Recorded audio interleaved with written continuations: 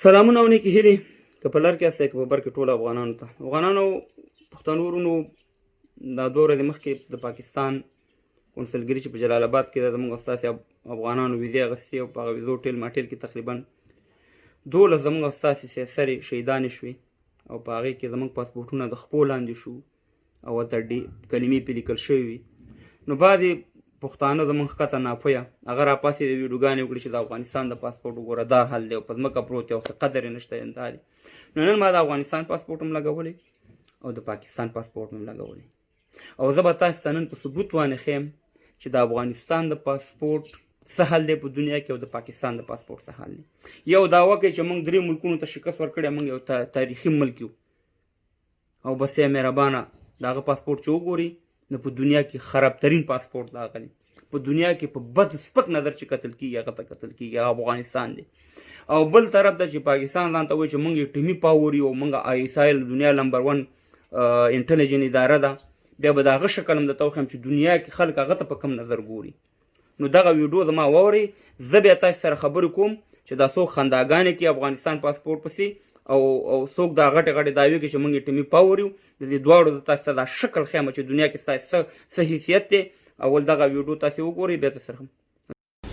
अगर आप पाकिस्तान से बाहर जा रहे हैं और आपके हाथ में ग्रीन पासपोर्ट है आपके तमाम डॉक्यूमेंट्स मुकम्मल है तो भी एयरपोर्ट पर उतरते ही आपके साथ कुछ भी हो सकता है आपको अलग कतार में खड़ा किया जा सकता है आपकी जामे तलाशी भी ली जा सकती है और साथ में पूछगछ के दौरान आपसे बाज़ ऐसे सवालात किए जा सकते हैं जिनकी कतअन ज़रूरत नहीं होती क्या आप जानते हैं कि इसकी वजह क्या है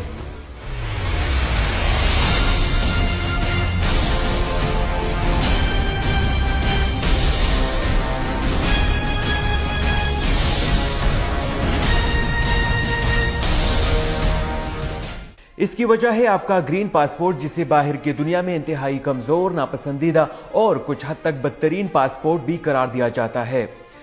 हिंडलैंड पार्टनर्स की 2017 रैंकिंग में सबसे बदतरीन पासपोर्ट अफगानिस्तान और दूसरे नंबर पर पाकिस्तान का है دا ویډیو تاسو وکړه افغانانو دا په پښتو نه و په اردو باندې و په دنیا کې د ټول نه خراب ترین پاسپورت چې دی د افغانستان دی او دویم لمبر د 2018 دغه د دویم لمبر یا څلورم لمبر خرابترین پاسپورت چې دی د پاکستان دی زه راځم اول خپل افغانانو ورونو تاسو ته چې موږ همیشه دا دعوه کوو چې موږ وروره 3 ملکونو ته شکست ورکړی برطانیه او روس او امریکې ته شکست هغې نه دی خوړلی شکست موږ افغانانو خوړلی شکست چې څوک چاته ورکړي هغه ملک ودانېږي زه به تاسو ته 2 مثالونه درکړم روس جرمني ته شکست ورکړو د دنیا سوپر پاور شو د دنیا سوپر پاور شو امریکې جاپان ته شکست ورکړو د دنیا سوپر پاور شو د څه شکست تاسو په روس کې چې د بلډینګ گزار کړي چېرته په امریکا کې یو بلډینګ گزار کړي چېرته په برطانیه کې یو بلډینګ گزار کړي وروره د هغې ژوند او زندګۍ ته وګوره د روسانو د برطانیانو او د امریکایانو زما وګوره مړم زه شوم تبام زه شوم وطن هم زما تباه او برباد شو خلک مې روزانه مړه کېږي وروره د ډوډۍ درک نه لګي دا شکست او دا تاریخ ما ته غوړي راکوي ما ته تیل راکوي ما ته سې مهربانه برق راکوي ما ته ګیس راکوي څه شی ما ته راکوي د څه شي شکست او ټول عمر به موږ په دغه تاریخونو باندې همدغه وخت تېرو چې بس زه تاریخ لرم سې مهربانه بس نور څه شی نشته دی عملي په میدان کې ټول عمر به زه ډف خبرې کوم نن ته راشه د خپل پاسپورټ غم دی وکړه ته د خپل پاسپورټ هلته وګوره خپل وطن ته دې وګوره چې په دنیا کې تا ته په کم نظر ګوري تا ته په داسې سپک نظر ګوري چې په کلي ولس کې چې موږ تاسې یو پوډري چرسي او غلطه ګورو په هغه نظر تا ته ګوري ته د شکستونو خبرې تاریخونو خبرې کې تاریخ ښه خبره ده خو تاریخ سره کار هم ضروري دی که نه دې برطانیانو چې خلکو له شکستونه ورکړي دي خو د دې کار هم وګوره د امریکایانو کار هم وګوره د روسیانو کار هم وګوره راځم پاکستان ته دا زموږ ناپویه ورونه چې دی د افغانستان پاسپورټ پورې خاندي زه اول دې ته دا وایم چې د افغانستان پاسپورټ پورې مه خانده د افغانستان افغانیو پورې هم تا خاندل چې اوس وګوره د پاکستان پیسه د افغانیو نه څومره ټیټه ده په ځمکو داسې پرتې په چوکیاتګاه کې پخوا د افغانۍ پرتې وي نو دا بعدې پښتنو د پېښور والا پر خاندل چې د افغانۍ وګوره لکه په ډیران چې پرتې هغه شان دي اوس ستا کلدارې پرتې وي داسې وخت چې تا افغانانو پسې خندل چې سیا مهربانه دا چې دي مهاجر شوي دلته راغلي هماغه ځي کې چې په کوم ځای کې مهاجر پراته په هماغه خپل وطن کې ته مهاجر شو په تا باندې بمباریانې وشوې خبره دا ده چې افسوس خو دا دی چې دغه د وچو د غمه بیا پکې لاندم سوځي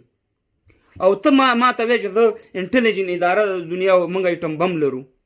نو دا ایټم بم او دا انټلیجنټ اداره دي چاته غوړي ورکوي چاته تیل ورکوي چاته ګیس برق څه شی ورکوي په ایټم بم ته څه شی کوي ایټم بم کوم امریکایان لري خو هغه ولس ته وګوره خلکو ته وګوره ته د خپل حالت ته وګوره د پاکستان که وروس ایټم بم لري د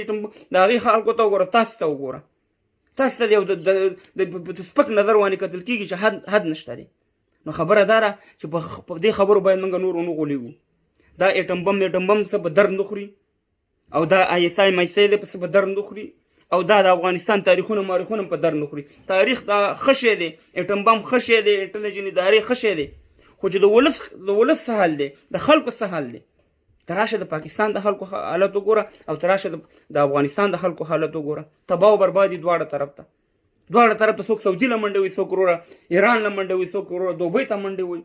په داسې به ایټم بم باندې به سړی څه وکړي په داسې ISI په انټلیجنټ ادارو به سړی څه وکړي یا په داسې تاریخ به څه وکړم چې زه وایم چې ما شکست ورکړی او خلک مې د ولږې مري او میندې خویندې مې روزانه وروره بېعزته کېږي په سفارتونو او په کونسلګریانو کې نو خبره دا د افغانانو چې موږ همیشه په دروغو باندې غولول شوي